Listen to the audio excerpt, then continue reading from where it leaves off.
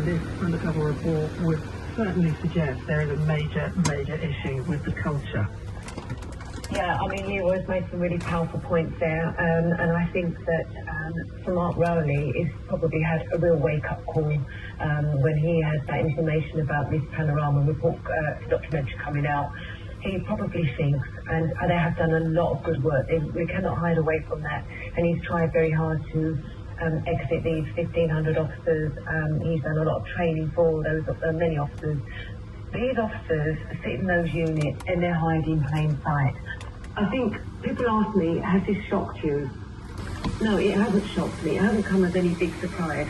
I think what the shocking aspect of this is that in 2022, Charing Cross had Operation Bottom, and you had the number of officers that had all the WhatsApp groups, the misogynistic, the racist comments, everything. As I understand it, both David Carrick and Wade McCubbin were within the Charing Cross police stations where they would have their, where they were based, even though they were parliamentary and diplomatic protection groups. So they did start trying to address these issues. They dismantled the senior leadership team then. They moved people around.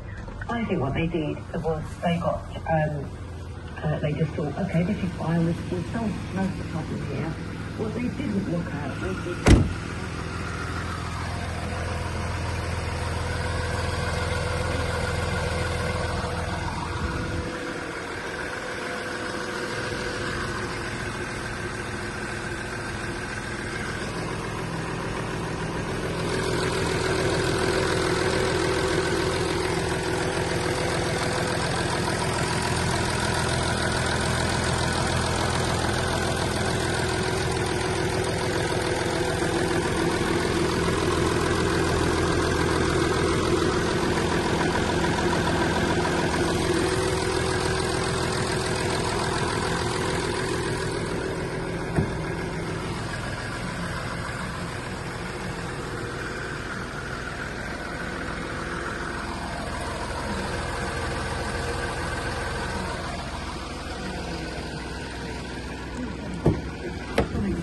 if you want to read this, it's an incredible piece of work that Panorama's done.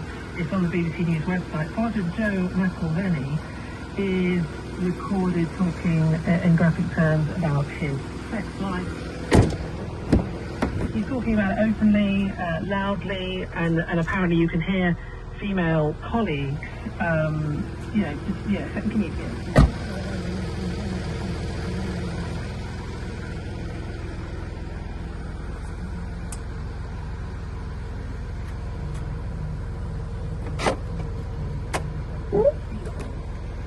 Panorama didn't have full details of the case, but then you had a female officer later telling the undercover reporter about her anger. I think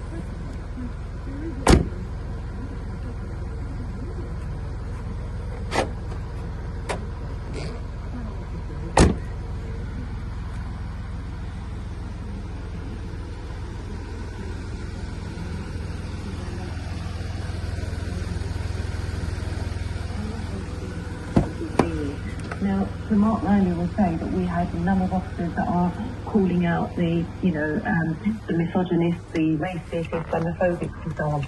The problem with that is police officers don't trust the leadership to talk about the problems because they feel, and I speak from experience here, they will feel that if they speak out, they're going to be subject to misconduct, they're going to be victimised, they're going to be isolated, there's going to be female blaming on those officers or Asian officers or the culture within the organisation.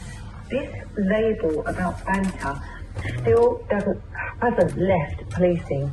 I think it's a real shame that there's a real issue here amongst the leadership.